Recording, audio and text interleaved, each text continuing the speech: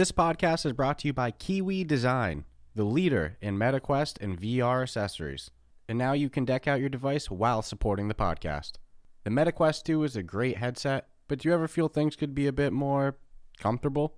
Well, we have the solution for you. With lens protectors, controller grips, face covers, head straps, link cables, headset stands, and more, including my two personal favorites, the top version controller grips with added weight and an extended handle, and the Kiwi upgraded Elite strap. Let's be real, we've all whacked our controller. Don't be the guy messaging Oculus support for your own mistake or waiting weeks for an out-of-stock controller. Visit the link in our show notes to prepare yourself today. After visiting the link in our show notes, make sure to use the promo code Ruff Talk VR at checkout, all one word, to take full advantage of your savings. And make sure to click the link in our show notes so the podcast gets credit and you help support us. Remember, whatever you need, Kiwi has you covered. Hey, welcome to this episode of Ruff Talk VR. Today we got another awesome interview coming. We've been rolling out this whole year with just great interview after great interview. Yeah, and now here's another one. Yeah, and there's more to come later too. So today we're joined with Tatiana Delgado, the creative director behind Call of the Sea. It's a port of a great puzzle game that honestly in VR you would never even know it's a port because it's made so well for VR. Yeah, I was thinking that last night. Yeah, but it's available flat screen, on PC, on Xbox, on PS5, and now on the MetaQuest as well for VR gamers like us to enjoy. So Tatiana, do you mind to introduce yourself a little bit more to our listeners and also tell them a little bit about what Call of the Sea is in case they haven't experienced it yet? Okay. So I'm Tatiana Delgado. I've been working in the games industry for almost 20 years as a game designer. And finally, I decided to create my own company with Manuel, that is my business partner. I've been developing VR games in my previous company. So when we developed Call of the Sea, that is a puzzle adventure game with a deep narrative for the flat screen, we always wanted to make this VR version because we thought it fits perfect with the the medium. So we're really happy to have now Call of the Sea in VR. So, before we go a little bit deeper into where we are today, something we always like to do is the how did we get here? So when you say you've been in the gaming industry developing games for 20 years, do you mind to tell us a little bit about those 20 years? Where did it start and how did we get to where we are? Yeah, making Call of the Sea in VR. Yeah, I'm from Spain, so I started working for a company called Rebel Act Studios, the developers of Blade. I think it was called Severance in the US. And yeah, I started as a game designer, and then I worked for a lot of different companies. I had the chance to work for very different medium, like console games, mobile, flash games, many, many different platforms. And after 16 years working for other companies, I realized that I have lost the passion for building games. So I thought it was the moment to start developing my own games. So I created a company with a couple of friends, and it was where the Oculus DK1 was released. So we thought, oh, let's make a VR game. So we decided to start a company for VR games. And after that, we released a couple of games, Red Matter and Daedalus. And after that, I decided to start a new company with now my business partner, and just to create a narrative and puzzle experience. So I love telling stories and puzzle games, and I wanted to make those kind of games for as much as I can. Yeah, we're huge fans of Red Matter. I didn't mean to cut you off there. I think that's what you were coming in to say as well. Yes. And there's actually, we were commenting on, the lore of the game and how we're spending so much time searching everything. Yeah. And when we were talking off air, we used a comparison to Red Matter because that's a game that we, maybe even tripled our play time just scanning everything. Yeah. And there's one point early in this game that, we were playing oftentimes in single player games. We'll still play in party chat. We won't give each other spoilers, but it's cool to get each other's different reaction. And I missed a radio that he played something on and he goes, wow, that was a long little clip. And I go, what clip? So I go, oh no, I can miss so many things in this game. So Yeah. right after that, I'm spending all this time looking at everything. So you worked on the first Red Matter at that Yeah, studio as well? I did the narrative and puzzles for that game, for the first one. It's So making sense now. No, my goodness. Yeah, no, Because that's I will say the puzzles in this game are next level. They're not oh, thank you. impossible, but they are definitely. And I don't want to give any spoilers to them, but there was one in particular that he and I did where I used one approach to solve it, and he used a completely different approach. yeah, logic. Yeah, just in how we came to And we the both got conclusion. the same result. And I was like, that is amazing because it all made sense the way he saw it and the Mhm. way that I saw something and approached it, but it still worked. I was like, this is beyond well thought out. Yeah, and I believe Vertical Robot, they're in Spain as well, and that's where you're Mhm. based out of. So yeah, connecting a lot of dots suddenly. And so for any Red Matter fans, it's not at all the same sci-fi Mm-mm. game Oh, element, no, this is a different lore. but you get that same feel. And did you work on the flat screen port as well, the original release, or were you involved just in the VR port? Yeah, what do you mean? Sorry, I didn't understood. No worries. So when the game came out on, example, Windows and PlayStation and Mhm. stuff, did you work on that version of it as well? Or were Yeah. you part of the company that brought it to VR? No, no, we. So Made the I original? designed it. Yeah, the Okay. original.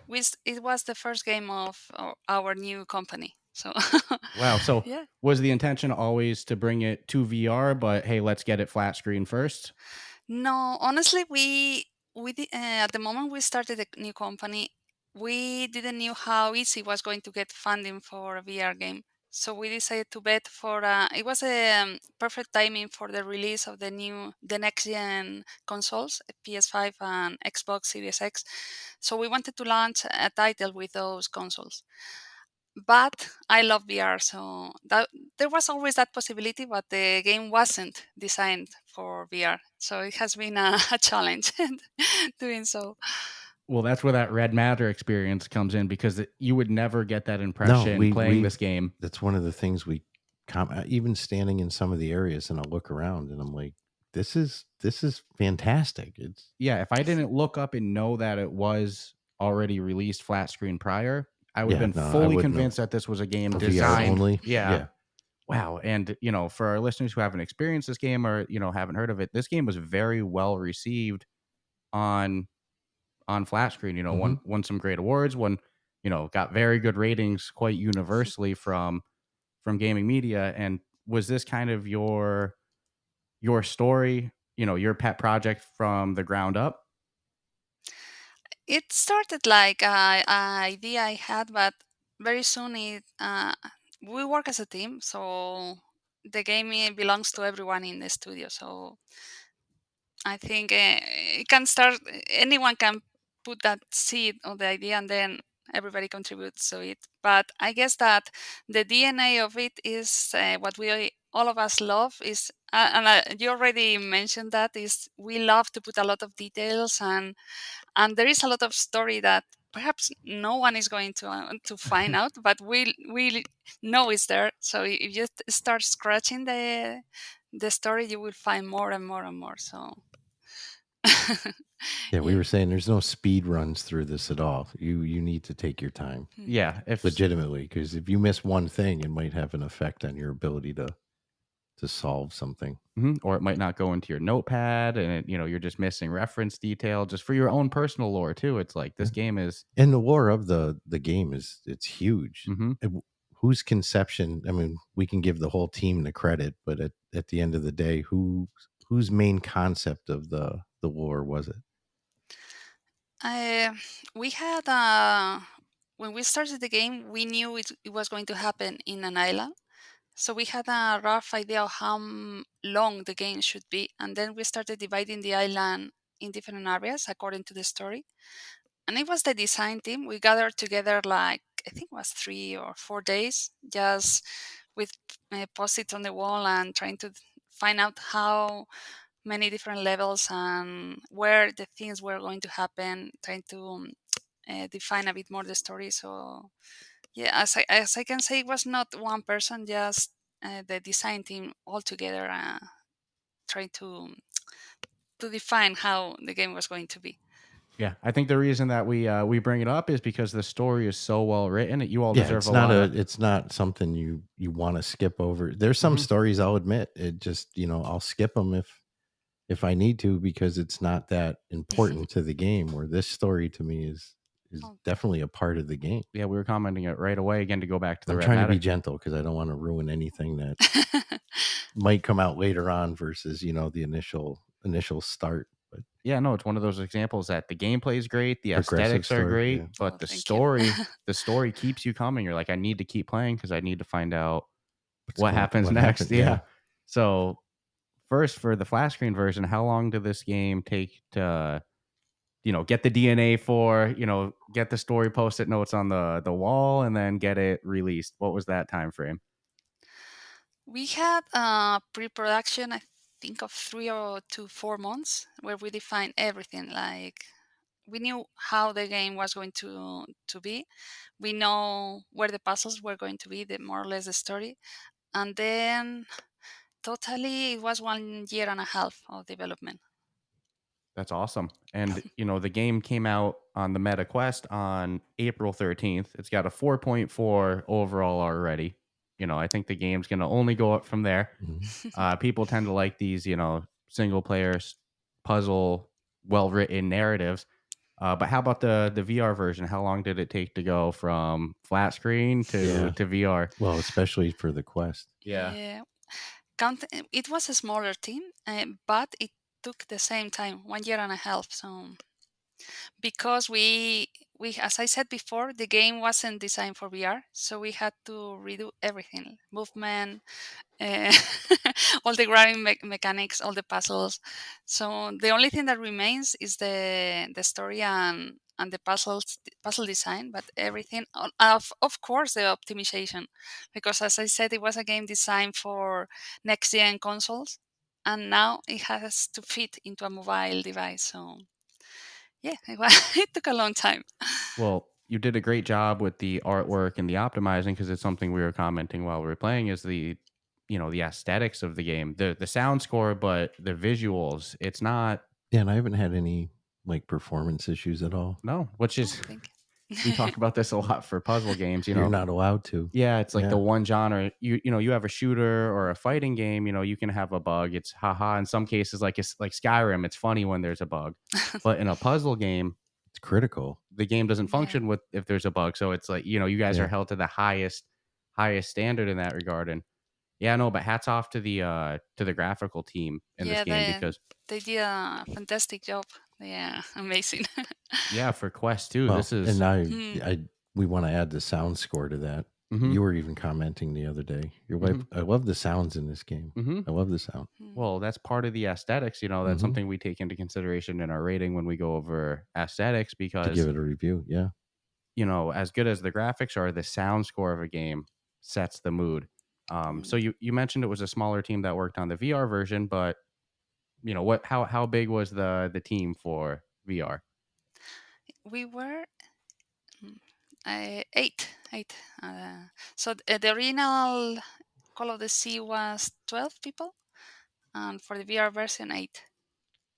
Wow, that's that's hugely impressive for 8 people. I was guessing around 15, maybe 20, Yeah, in a year and a just half. because of quality. Yeah, So you've Thank you. no, you're all burning it at both ends then. yeah, and like I mentioned, it's a 4.4 overall on the MetaQuest store. But for you guys, reception wise, what you've heard, what's the reception of the game been in terms of reviews? Player feedback, all that. Yeah, we're really happy with the reception of it. So yeah, we it has been great. We got some early feedback on the, so we have already released a patch because there were some issues trying to grab objects from the floor, but I believe it's already fixed. So besides that, we are really happy with the reception. I would add to that. Yeah. I would add to that happiness. I haven't had any issues picking anything up or like getting it to come to my hand. No, and like you said, there's a lot of interaction in this game. Very red Dude, mattery. That everything's interactive for the most part. yeah. For the most part. Some So of the scenery I'll say isn't, but objects, mhm. bottles, doesn't matter. So Yeah, this is something that I learned from my experience in VR, that in order to make a game seems how do you say it, livable? Is that like believable, that you believe Believable, you are there? definitely. mhm, You need to be able to interact with everything like you would do in the real life. So that's why we put a lot of effort trying letting the player touch everything and move everything, because otherwise you would fit outside the world. And there seems to be a level of some authenticity. It's just an opinion. I don't know if it's true, but it's like I saw cooking like a mortar setup with the masher. I'm like, that's a real thing. So there, some of the baskets I've seen, there just seems to be an authentic level to it that like you didn't take liberties to make it. You put real, what would be real things in there. mhm, Mhm. Yeah, we work with a Polynesian consultant. I love the Polynesian culture myself. I've been studying it for some years, so we wanted to make this island look as authentic as possible. Even the plants, the flowers, the way they you will see, for example, on the at the door of each of the huts there are two red plants that are called auti, and it's because they build the towns in that way. And probably no one is going to realize that, but I wanted it to be like it should. These kind of things. yeah, No, no, I totally felt it. It actually was not that I didn't. I don't have a personal attachment to like everything I've seen, but I'm like, it was just that cooking section that exists somewhere. That's got it's not a spoiler by bringing it up. It's not like critical to the game, but no. I'm like, wow, there's a level of authenticity going on that I'm not fully getting. So that's really cool to know. Well, and it's something we talk about in puzzle games. Well, for one, I'll give you all a lot of credit that the level of interactability to you, that was like a default, mandatory for a VR game. But I've seen a lot of VR games that don't have that level of Mhm. interactability. In some ways, it's immersion breaking. But in a puzzle game, it's double as important, because if the only things you can interact with is the things to get to the next puzzle, It's not as challenging. no, then you just No, look for the one thing that you can interact with, then you're good. But when correct. everything's interactable, you don't know what's essential and what's just decoration. So, it was the default to you, it sounded like, but I think that's a really good thing for, I'm new. happy with that default Yeah, but I think it's good for new developers to hear too. It's like, look, that's part of VR. yeah, that's Yeah. not an optional. That's how it should be. Although I still try to do things that I know aren't Hmm. interactable, I'll still always try. But it's part of the immersion. You never know. So what was the reception like internally when the idea for VR came up? Was everybody on board with it, or is there kind of a little skeptical? Like you said, you have to really believe in VR, to make a game in it. Yeah, no, we the team was happy, but we had to hire more people, so we grew.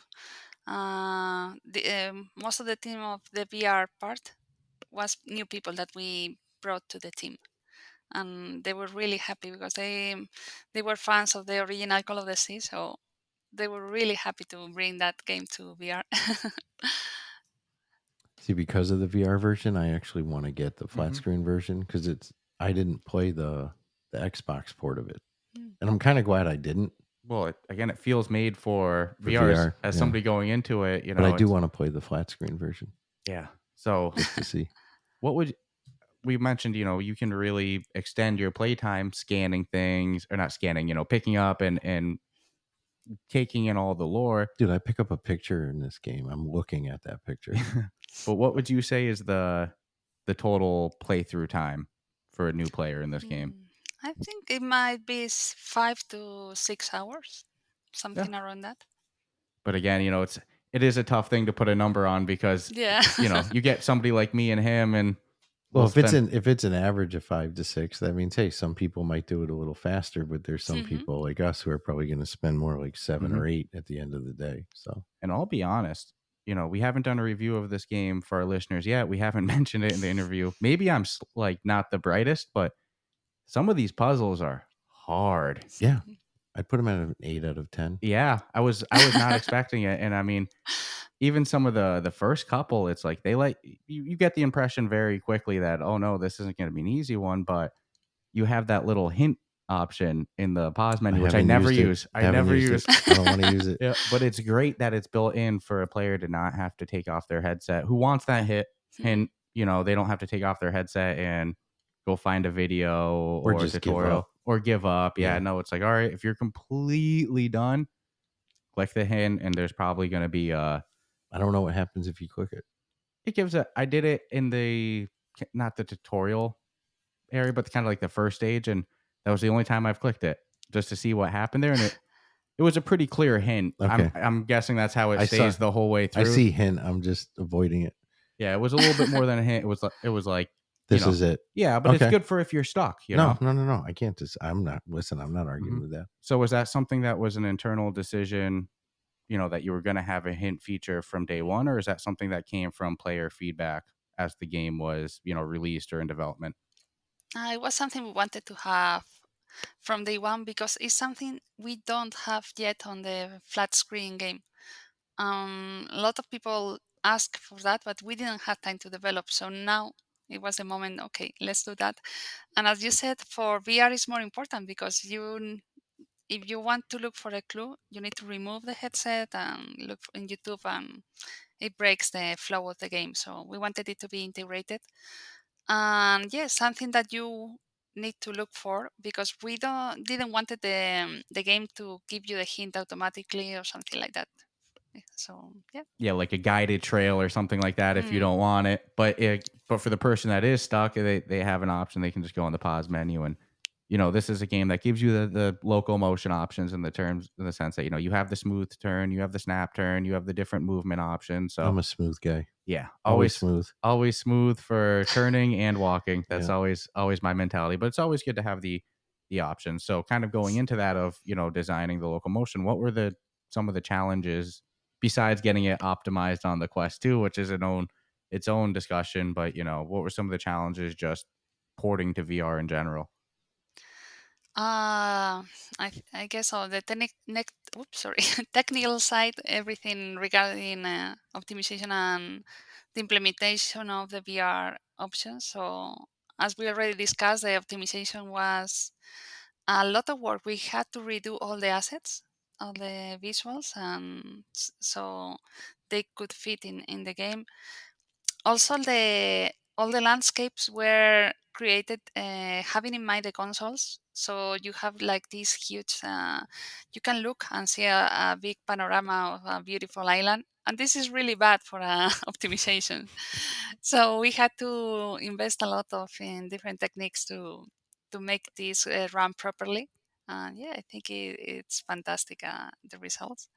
And as for VR, for the interactions, it's yeah, we have to decide what we wanted to do and in the time we had because also a challenge you always have for developers in every game is how much time you have because you could do everything but how much money and time you have is what limits you in the end.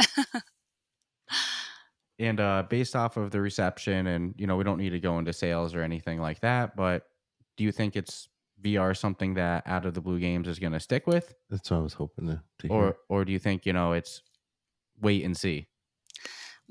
We will see what happens. Now we are really focused on finishing our other project that is American Arcadia. That is a flat screen game, and we will see. I love VR, so I hope so.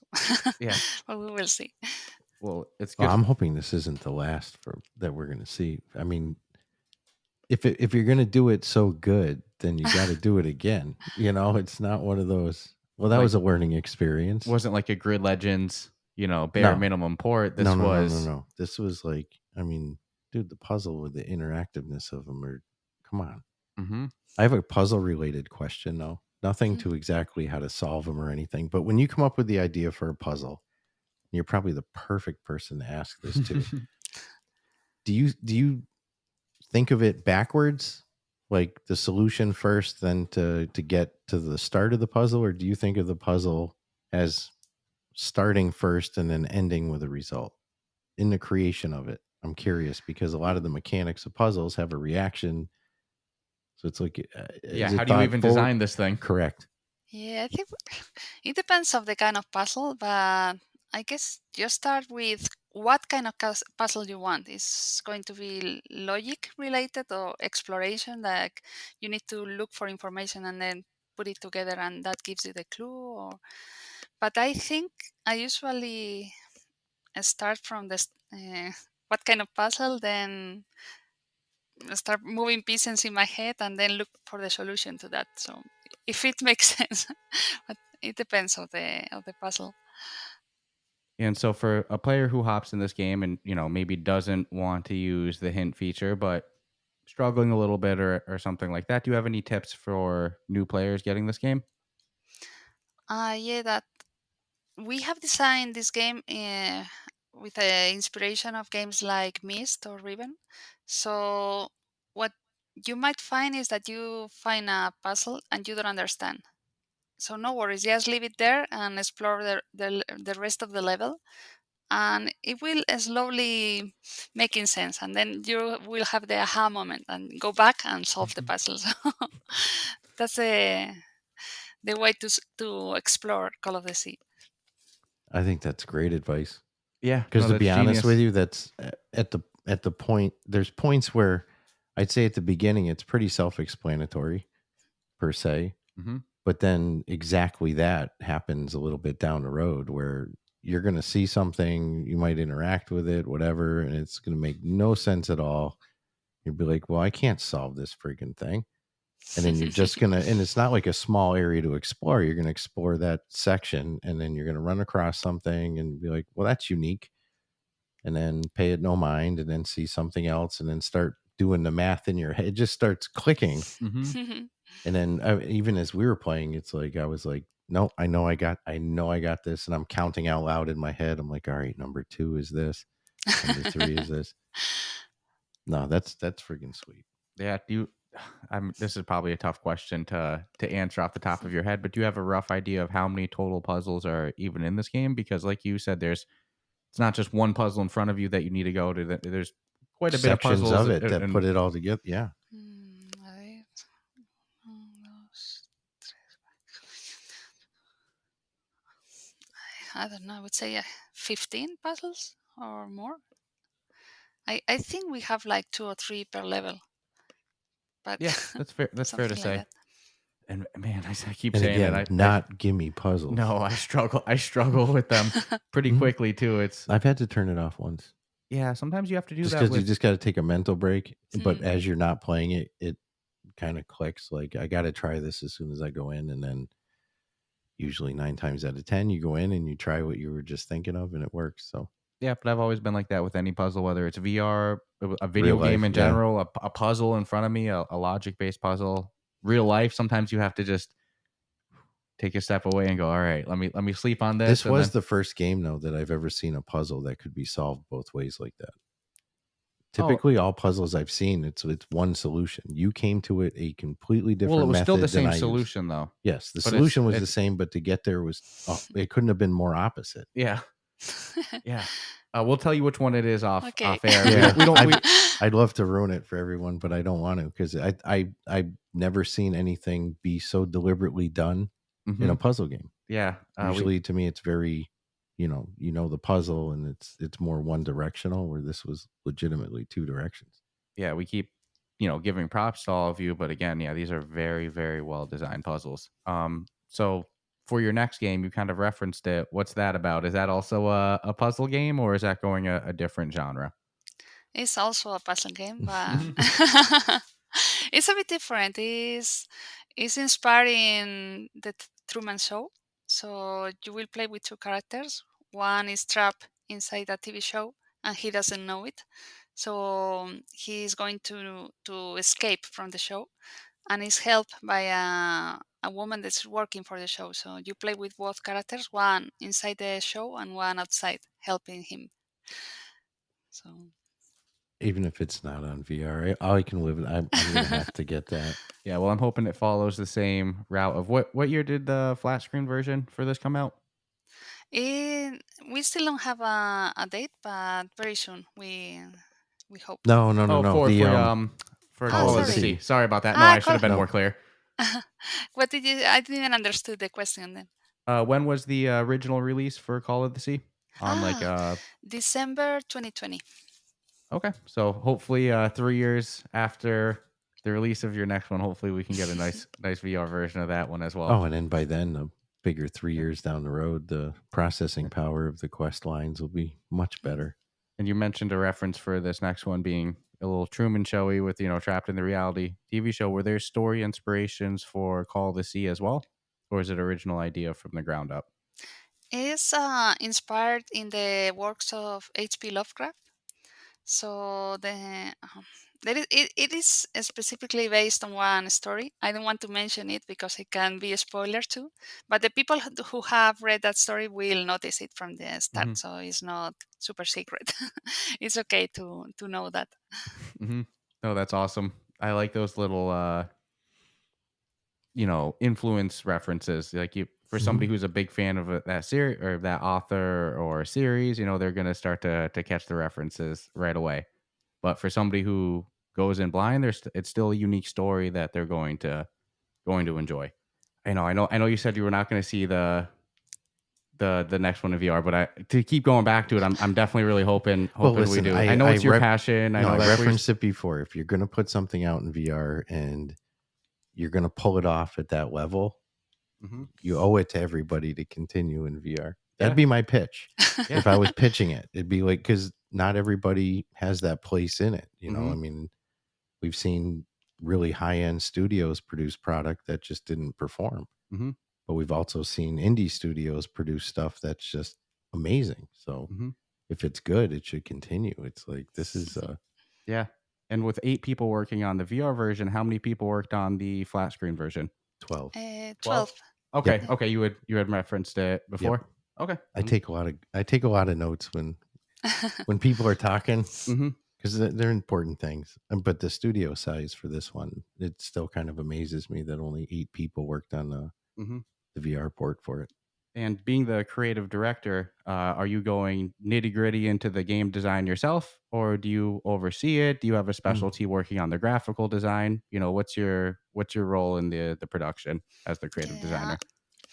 I love to do things. So at the end, I love to open the editor and and do things, design documents, everything. So even though I'm the owner of the company, I consider myself one developer of the team. So I love to be involved in doing things. That's awesome. Now going back, I want to go back to some early years. You went to school for game design? No, it wasn't. It didn't exist at the when I started. I'm I don't know the name in English.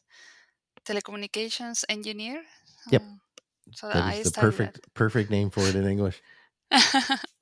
So I wanted to study something that would let me program games, and at the end I realized that what I really loved was designing them. So were you more or less self-taught back then? Yeah. I mean, how did you learn to do it? I guess I learned by doing games, and I think it's the best way you can learn game design. Playing games, doing things, and making mistakes, and analyzing what you did wrong, and that's it. And I've studied a lot of different. I watch talks online. Now there is a lot of resources for that, and read books. But I could say the more important thing I've learned is just by doing games and see how how it was. It's funny because that's the most common reaction or answer we get from developers or designers, studio people, is just do it. Don't wait. Don't think you have to go spend 7 years in school to do it. Just start doing it, good, bad, or indifferent, and then start learning. It's unique because most times an industry doesn't treat things that way. They would say, no, you need to get your master's degree, then come talk to us about making a video game. And with emphasis on puzzle games, with your next game being a puzzle game, this game, Red Matter, were you always working on puzzle games, as a passion, or is that a genre that you kind of fell in love with down the line? I think it's something I really love playing and designing. So that's why. But I didn't have much the chances to make those kind of games for others. So now that I have my own company, it's the kind of games I love to do. Yeah, being the boss has its advantages. Yeah. What was the, not to delve into your personal life too much, but when you made the decision that you were going to, I'm going to be a game designer, did you have a huge support structure for that? Or were there some naysayers that might have been like, I don't think that's the best career choice you should make? Or, Yeah. When I guess my parents supported me a lot with this. They always told me go to college, study something, and then you do what you want. So that's what I did. I became an engineer, and then I said, okay, now I want to try video games, and it worked. So here I am, and they are. I'm really grateful because they supported me a lot with the decision. But- no, that's huge and you had and mentioned, important. So, reference to Myst earlier. What were Hmm. some of your favorite puzzle games as a consumer? mm, Yeah, those kind of Mist and Riven, the LucasArts Adventures, and Portal. Portal is a game I love. Portal 2. Those kind of games that have the puzzles so well made and integrated into a story. That's something I think they are my references. Well, that's awesome. You can see the those are inspiration. solid influences to, Hmm. And you can see the inspiration in a game like Call of the Sea. That's not just all. yeah, it's well rounded. And we keep going back to, or I keep going back to the story in it. It's not just about how fun the game is. It's a really well told story. And yeah, maybe there's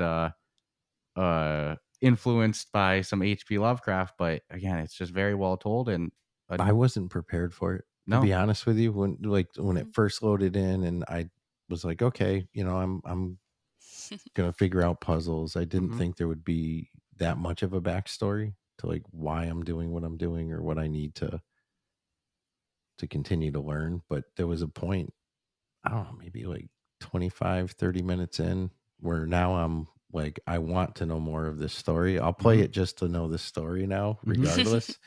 So it's a well, everybody deserves a lot of credit on yeah, this one. even the And I'm voice glad the actors. reception, yeah, the voice acting is phenomenal. Mm. hmm How many voice actors worked on it in total? For the most part, you have your main character Nora, but you do get some different voices throughout the game. I don't want to give spoilers. Keep Yeah. going, keep You're, touching, you're touching. treading on thin water there. Yeah. So how many Thin total ice. voice actors did worked on this one?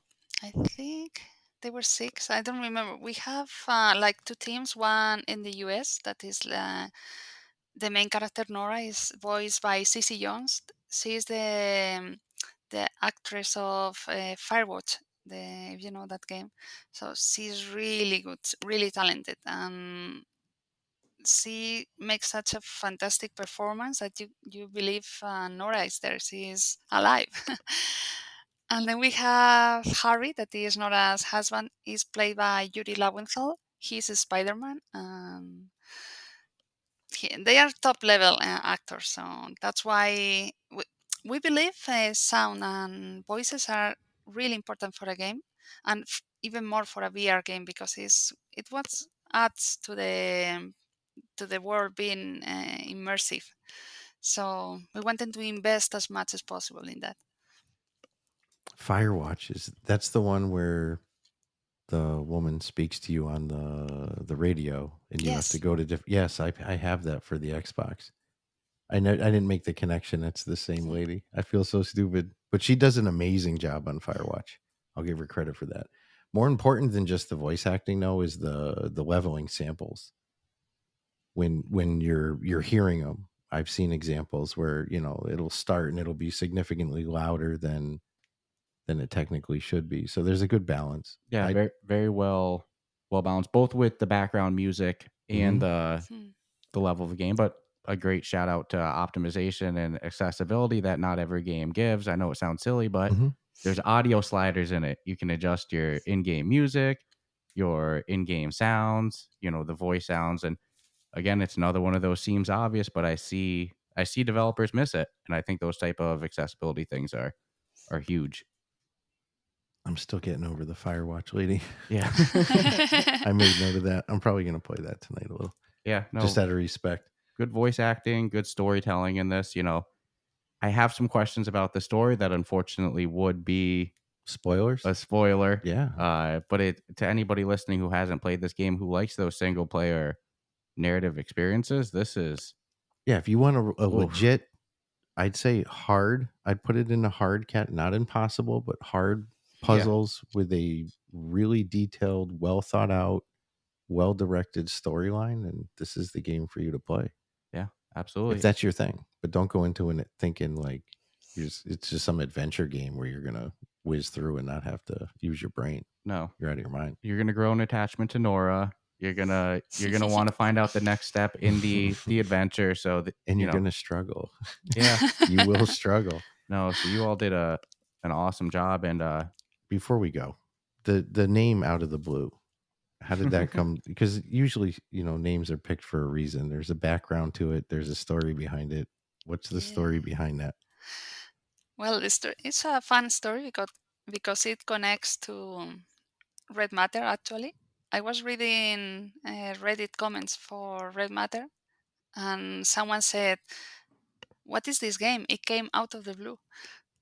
And that's sticking in my head. And one day when I was thinking about the name with my husband for the company, I was saying, and then I remember that sentence. I say, "Out of the blue."